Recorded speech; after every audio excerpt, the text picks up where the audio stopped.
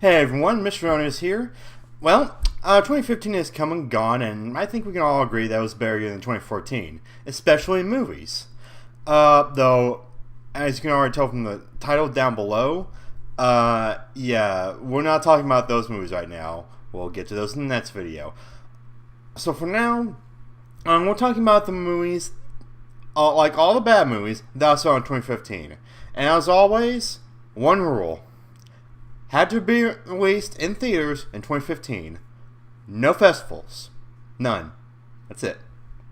So with that out of the way, let's get right into it with number 10. Now, action movies this year were kind of a mixed bag.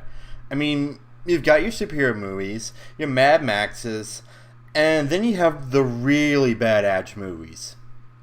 Like Taken 3, for example. Now, let me get something straight. I like Liam Neeson, and I liked the first Taken movie. I didn't see the second. But if they make any more Taken films after this one, I'll be shocked. After all, critics and audiences alike found Taken 3 awful. Probably has to do with some of the worst action editing and direction in recent memory. Its incoherent plot, especially with the main bad guy's plan. And that's boring, it looks like it was shot on the cheap. And if I'm honest, Neeson seemed really out of it in this movie. I think now's a good time for him to call it quits in action movies. Or else we might get something even worse than Taken 3. Number 9. You know what wasn't a mixed bag this year? Horror movies. And I actually saw quite a few. Though only one of them was any good. And the rest ranged from to really bad. And only two of them made my list. The lesser of these two evils is Unfriended. Now, if you've heard of this movie, you probably know it as that Skype horror movie or something to that effect. If that sounds dumb to you, then you aren't going to be surprised to find out that this movie is, in fact, very stupid. Although it's not as if the premise itself is stupid. Heck, I think it could have possibly worked. Of course, they botched it with poor dialogue, unlikable characters, and these random moments in the film where there's just dead silence, where nothing happens and you think the film is setting you up for a jump scare, but no, it's just boring. Oh, and it's not scary, as most of the scares can be seen from several miles away. Guess what? The other horror movie on this list has the same problems, but even worse. Number 8. Now, I love me a good time travel movie. Back to the Future, the first 3 Terminator films. Yes, I liked the third one. Although my philosophy on time travel movies is that, well, the best time travel movies don't really focus on the time travel that much. Like, again, Back to the Future didn't really focus on the time travel that much. But if you have a time travel movie that really focuses on time travel, like earlier in 2015, you had Project Almanac. It's not going to be as good as a movie that doesn't really focus on the time travel. And hell, even if you do put a more focus on the time travel, I mean, it's still going to be confusing in some way. I don't think Hot Tub Time Machine 2 got that memo. Let me say this right now so you know where I'm coming from. I did not like the first Hot Tub Time Machine. There were a few jokes that I liked, sure, but they just fell flat for the most part. And yet, despite getting almost everyone together again for the sequel, they somehow ended up making a much worse movie than the last one. Half the jokes are blatantly recycled from the first movie, except somehow worse. And the new jokes they came up with were cringeworthy at best. Also, I think they might have been trying to satirize pop culture, specifically that game show that the characters play at one point, but I'm pretty sure these people don't know how satire works. Thankfully, I seriously doubt we'll be getting another one, seeing how it completely bombed in theaters and only lasted 5 weeks. Sometimes people get it right. Number 7. Okay, so full stop, I love Brad Bird. The Iron Giant, The Incredibles, Ratatouille, Mission Impossible Ghost Protocol. These are all great movies. And so naturally, when Tomorrowland was announced, and it showed that, hey, Brad Bird is directing this and writing it. I was a happy camper that day. I was excited to go see it. As you've seen from my vlog review, you know how that went. And if you haven't, Put it this way, it was the most disappointing film I've ever seen. Ever. Now, at first glance, the world of Tomorrowland looks fun and interesting. There's plenty of futuristic architecture and technology, especially that pin. What's up with that pin? Why is it saying our main character of the future? This is one of the many questions that you will have watching the movie. And guess what? Most of them don't get answered. Then again, I guess it's not surprising that this movie has so many unanswered questions, seeing how this was written by Damon Lindelof, who also wrote Lost. Not to mention, the movie just isn't that fun. And even though it wants to be an uplifting, feel-good movie, it only really comes across in the last 15 minutes. The rest of the time, it's just really downtrodden and depressing. I can only hope Brad Bird's next film is better. Preferably not written by Lindelof. Number 6. Okay, movies. There are two kinds as far as I'm concerned. You have movies that are made to be released in theaters. And 2, you have movies that are made to be shown on television. You might not think there's much difference between the two, but as far as I can tell, there is one difference, and it's the, for lack of a better term, look. And I'll tell you this, and I think the reason there is a different look, again, for lack of a better term, is, made-for-TV movies, they have a smaller budget than theatrical releases. And so, for a TV movie, you can excuse the look, because, again, lower budget.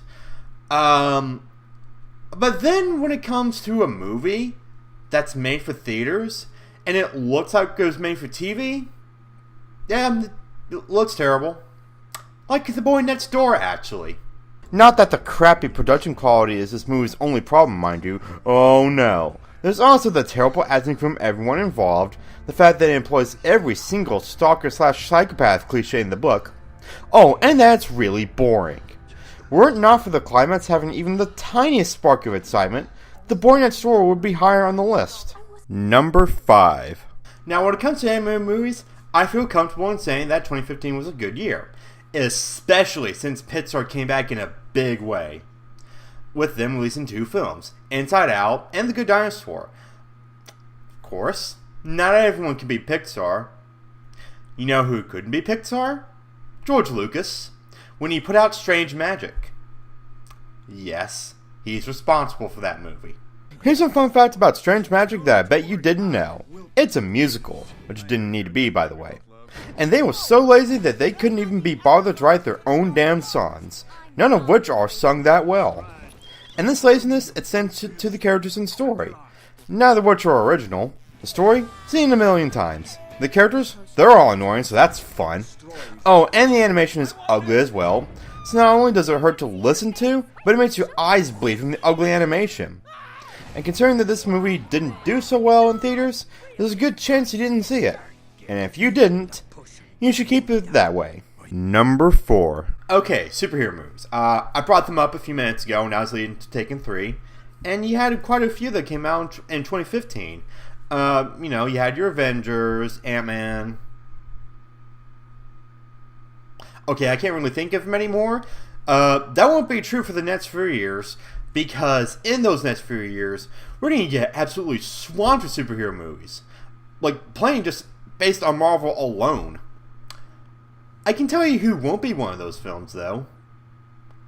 Fantastic Four. And, judging by their latest film, yeah, I don't think they'll be getting any other films. Yeah, I know, putting this movie on the list is quite obvious, but can you blame me? The whole movie is so haphazardly constructed that it feels like stuff was left on the cutting room floor. And judging by the misleading trailers and what Josh Trank has said since the movie's release, that seems very likely. I mean, for one thing, they have no scenes where the characters experiment with their powers, and yet they spend like 30 minutes on the origin story for no reason. That's the kind of wonky pacing that can kill a movie, which in this case it did. The only good thing I can say about Fantastic Four is that it has a good cast. Sucks that they had to go to waste. Number 3. Hey, remember when I said I had 2 horror movies on my list? Well, The Gallows is that other horror movie. And it is quite possibly one of the worst horror films I've ever seen. Now, a good way to sum up The Gallows would be to call it a low-budget, found-footage horror movie with idiotic, unlikable characters and a total lack of scares. That kinda sounds like Unfriended, as well as plenty of other bad horror movies that have come out in recent years. And yet The Gallows is even worse than that sounds. For example, one of the characters, Ryan, may be the single most annoying, unlikable horror movie character ever. How bad? Well, within his first 2 lines, I already want him to die a horrible death. Which he does, which is why the movie isn't higher. Combine these negative qualities with one of the most baffling endings of the whole year, and you have a new bottom of the barrel for found footage horror. Number 2. Okay, now I said 2015 was a really good year for movies. For me. And that is true. It didn't start off that great. Kind of like it did for 2014. Because the first 2 movies I saw for 2014 and 2015, they were both terrible. And in 2014, I had I, Frankenstein. For 2015, I had The Loft. To put it as simply as possible, The Loft is a murder mystery film. A woman is found dead in a loft owned by 5 men, and they have to figure out what happened. Now, like any good mystery, there's plenty of twists, turns, and more than a few red herrings mixed in. One problem, though. It can't do any of these things right. Of all the movies I saw in 2015, this has to be the most convoluted, horribly structured film of the year. Most of the movie is told in flashback, layered upon flashback. And as such, it's tough to tell what the hell is going on. It also doesn't help that all the main characters are complete scumbags. Hell, the loft was built so they could have sex with other women in secret. But the worst part comes right at the end of the film. I won't give it away, but it involves 4 of the men framing their friend for murder. Trust me, it's completely idiotic. You can trust me on this too. Don't see this terrible movie.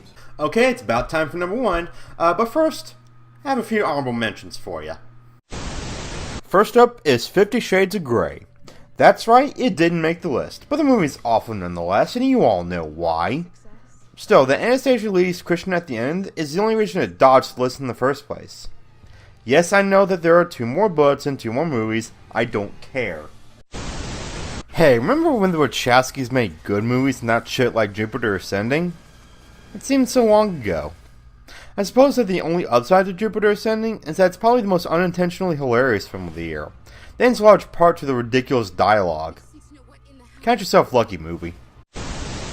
Up next is The Little Boy, which I actually did a vlog review of, like it did for Tomorrowland and The Gallows. Unlike those films though, I've actually kind of softened my opinion on this under-the-radar religious movie, since I feel that the first 2 acts are actually somewhat decent, and save it from the list. Of course, its abysmal 3rd act cemented its place in the video. You know, the only Paranormal Activity movies I've seen are The Ghost Dimension and the second film. I like the second movie, but The Ghost Dimension shares the same problems as the 2 horror films on my list, in that it's not scary at all. Oh, and being able to see the ghost was a complete mistake. I'll be honest, I'm not a fan of Vince Vaughn, at all. And Unfinished Business is probably one of his worst movies, though he isn't the worst part of it. I'd give that honor to Dave Franco, who thinks that simply being raunchy and crude is instantly hilarious. Good way to sum up this movie's problems, actually. And finally, number 1. Now, I don't remember if I've said this in any of my videos before, but if I haven't, I might as well say this now. I'm Christian. I mean, that probably doesn't surprise you, given that most of the U.S. is Christian, about 60-something%, and given that I love movies, it's only natural that I've seen plenty of Christian films. And I'll say this right now, the Christian film industry is in serious need of a good quality movie, because most of their films range from, it's okay, to absolutely terrible. And we got quite a surge in Christian films in 2014. Fortunately, not a single one of them was good. Hell, 3 or 4 of those movies, they're on my worst of list for that year alone. I saw less films in 2015, but 2 of them showed up in this video. I already mentioned Little Boy. And, the worst of the two this year was War Room. War Room was made by Alex and Stephen Kendrick, a pair whose films I am quite familiar with, such as Fireproof, which I intend to make a full review of. Speaking of Fireproof, it and War Room are movies about a troubled marriage. Now, I was hoping the Kendricks would have learned from the mistakes they made with Fireproof, yet it seems that they've actually made an even worse film. All the same problems remain: terrible acting, terrible dialogue that sometimes tries to cram painful metaphors down your throat, it's overly damn preachy, etc. But what sets this movie apart from all the other movies on my list, and even other Christian films, is its message. And given that a lot of Christian films tend to care only about the message, that's saying something. And the message goes like this: if you're in a bad relationship with your husband, just pray to Jesus and wait. That might not seem so bad, but that depends on the relationship. And we're talking about a marriage slightly less bad than the one in the film, then it's useless advice. However, if the husband is horribly abusive, both physically and emotionally, then this advice is potentially life-threatening. That is how horrible the film's message is. And that, more than anything else about War Room, makes it one of the worst Christian films ever made. And also the worst film of 2015. Well, that was my top 10 list of the worst movies of 2015. Keep an eye out for my next video, which will be on the top 10 best films that I saw in 2015. See you later.